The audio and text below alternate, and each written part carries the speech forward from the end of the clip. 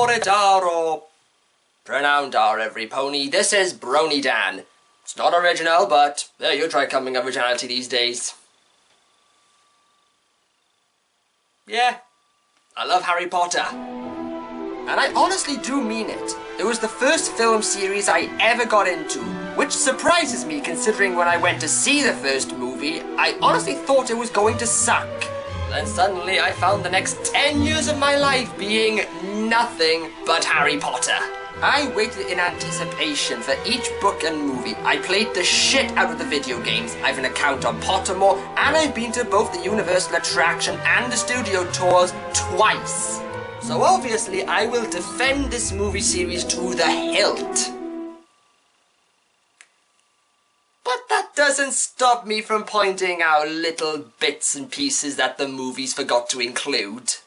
I mean, as much as I love these movies, there were some bits that were changed from the books or just left out entirely for whatever reason. Whether it was for a time or they just felt it wasn't important. These are certain aspects that make your average fan groan every time a real Potterhead says, oh, it's explained in the book.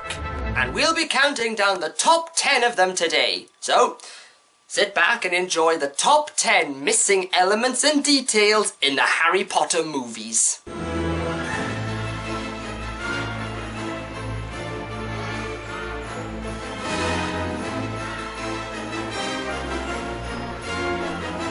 Number 10. You never told me your father was a seeker too. I didn't know. No, he wasn't. Okay, look, I know I'm basing this on information that was given to us afterwards, but considering how much meticulous planning that J.K. Rowling puts into every single one of her characters, including the minor ones, it's a surprise that this one snuck under the radar. Okay, so we know that Harry is good at Quidditch because his father was a good Quidditch player when he was at Hogwarts. I'm not sure if that's how genetics work, but whatever. Oh, well, there's nothing wrong with that. His position on the team is not the position they say it is. Rowling has said that James was actually a chaser and not seeker. In fact, this one shot has another inconsistency. Why is McGonagall's name dated on the shield as 1971? Because James actually started Hogwarts in that year, and McGonagall was already teaching at that point, and judging by what was said in Order of the Phoenix, it had been a while, because there she said that she had started 37 years ago, and that book and movie is supposed to be set in 1995, so she must have started in 1958. So her playing Quidditch for Hogwarts should have been taking place in the 40s, at the very least early 50s. Okay, fine. Point is, James was chaser, not seeker. I didn't know. Well, now you do.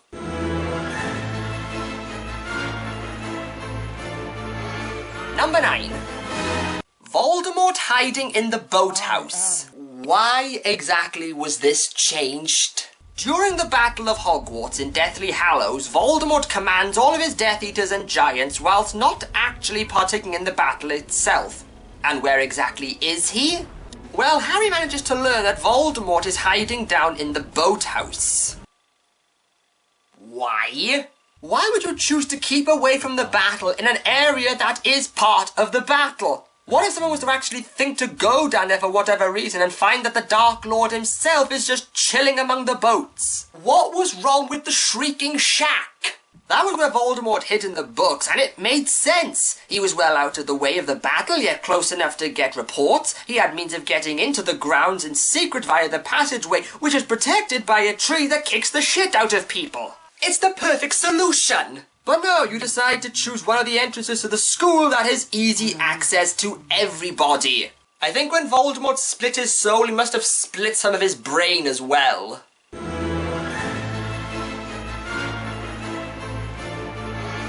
Number 8. No explanation on how Sirius escaped Azkaban. I will go on record to say that Harry Potter and the Prisoner of Azkaban is my favourite movie in the series. It had the most interesting directing, it introduced significant characters in Harry's life, and it still manages to creep me out because of the Dementors. And while it doesn't leave out as much information as the later movies would, this was always a question that I had running through my head when I first saw the movie. So while in the Shrieking Shack, we learn that Sirius Black had escaped Azkaban not to kill Harry, but Peter Pettigrew for framing him as being Voldemort's spy and betraying Harry's parents 12 years ago. Okay, so how did he escape?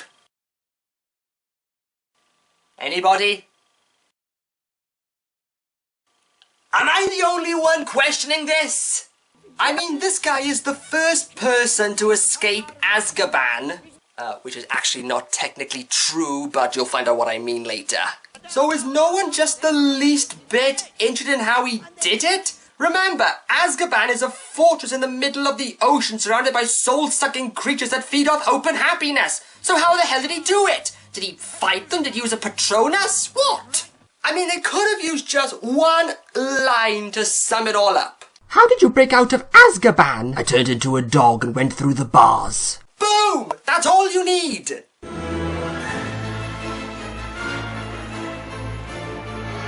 Number 7.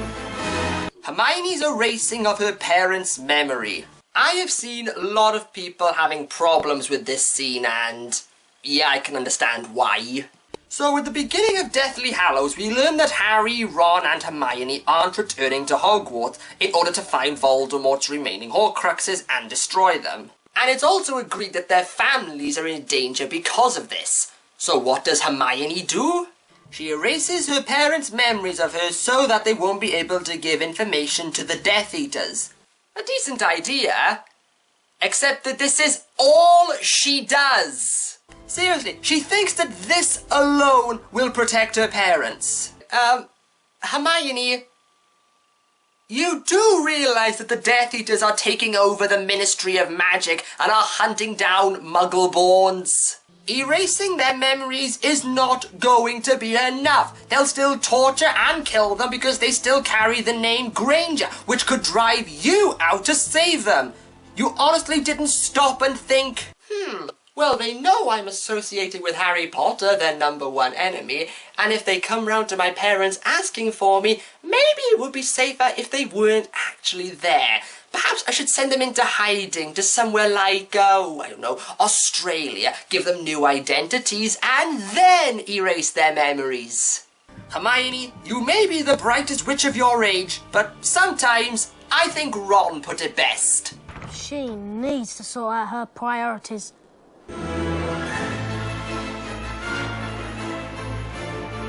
Number 6.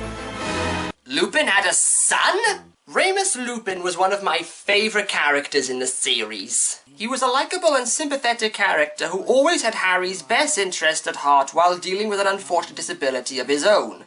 I'm not sure whether turning into a werewolf should count as a disability, but I am. Well, after Lupin gets killed in the Battle of Hogwarts, Harry uses the Resurrection Stone to talk to the spirits of his parents, Sirius and Lupin. And then we get this line.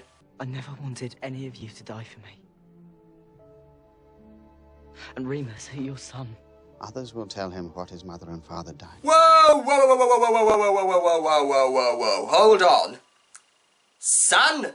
What son? Yeah, this is the first time this is brought up in the films that Lupin and Tonks had a child together, even though this was kind of an arc for Lupin in the book. When he found out that Tonks was pregnant, he tried to leave her and join Harry, Ron and Hermione on their quest, fearing that the child will be a werewolf like himself. But eventually he went back to her after Harry berates him for his cowardice just in time for his birth. But yet for some reason they felt the need to leave this out when it could have easily been written in. You know, in Shell Cottage. You could have added that at the beginning of part 2, having Lupin come in to say that Tonks has had the baby and making Harry godfather to him. It would have made this final scene between them more powerful since Harry would now have an even greater responsibility. But instead, this scene should be played out like this. I never wanted any of you to die for me. And Remus, your son. Wait, how did you know that? What? That I had a son? We never brought it up. Yes, we did. When? Remember what Tonks said back in part 1? By the way, wait till you hear the news.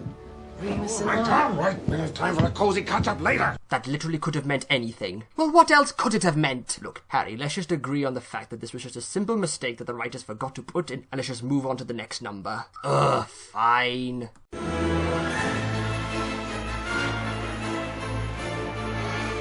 Number 5. The Lessons with Dumbledore.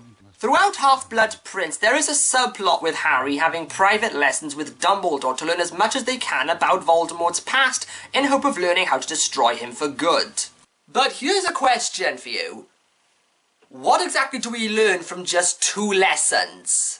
Yeah, we only get shown 2 lessons in the movie, whereas there were 4 in the book, 2 of which were going through 2 memories. You could say, oh, well, those just happened off screen so they wouldn't bog down the movie. Okay, but where's the indication of that? We're given no hint that these other lessons have been happening, even when they should be happening. Hell, the first memory that Dumbledore shows Harry is when he meets him in the orphanage, when that's not even supposed to be the first one. We, in effect, learn very little about Voldemort as a character, who his parents were, how did he end up in the orphanage, what he was like at Hogwarts, and what he even did after leaving Hogwarts. Many have said that these were taken out because those chapters were just bouts of exposition. But if it's exposition that helps us to understand our big baddie of the series, you could have included some of it. But the exclusion of these lessons leads to another missing detail.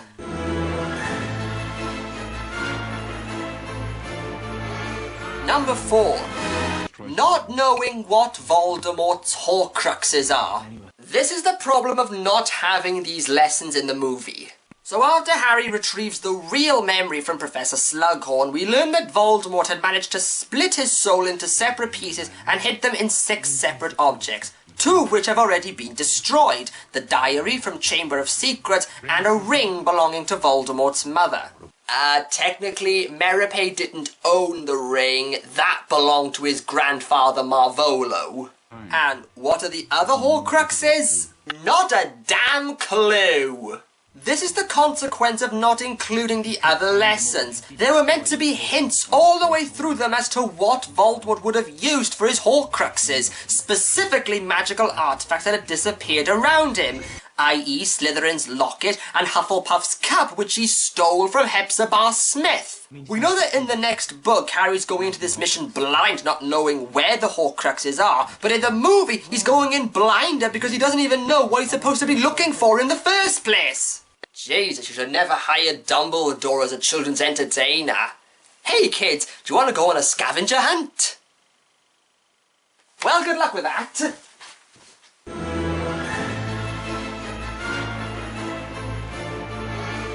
Number 3. The attack on the Burrow.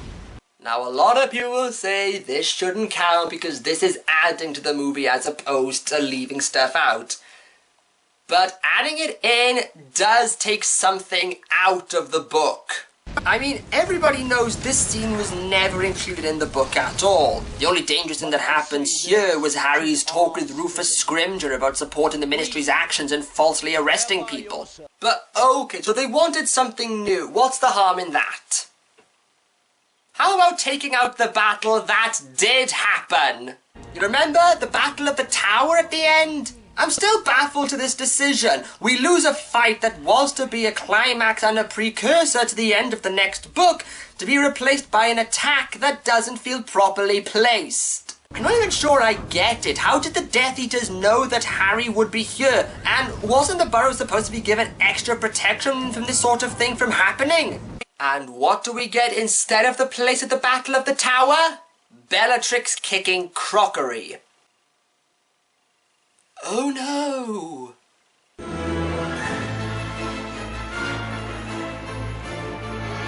Number 2. Peeves. Oh yeah, I'm bringing this up.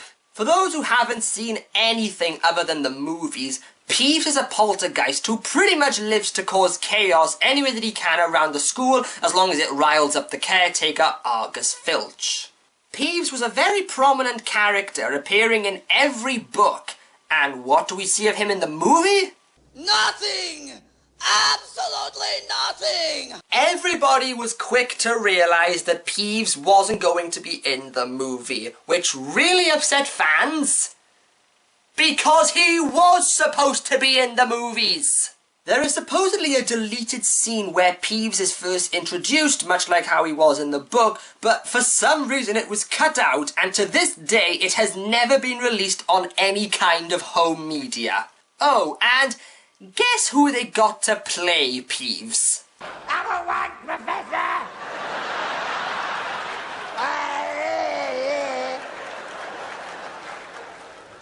May as well, the only other thing to do is catch a fucking bus! That's right, Rick Mayall. So let me get this straight. You hire one of the founders of alternative comedy, a man who starred in Drop Dead Fred, a character who is very much like Peeves, to actually play the character of Peeves, and you don't even have the decency to put him in the movie or even to release it as a tribute to the man when he died.